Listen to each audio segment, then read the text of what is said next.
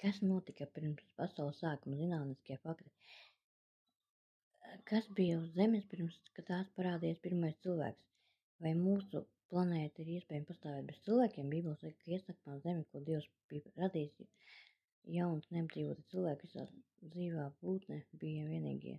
Gal galā, lai apmestos uz mūsu planētas, pirmo cilvēku bija jānodrošina ar viņa dzīves aktivitātes un aizsardzību. Zinātnes antropiskais princips nosaka, ka visums ir paredzēts novērotējiem, bet bez tevis, bez manis visai realitātei mums apkārt nebūtu nozīmes. Šī ir pirmais vēsturiskākais zinātnieks princips, kas pierāda, kas teiks Bībelē, ir patiesība.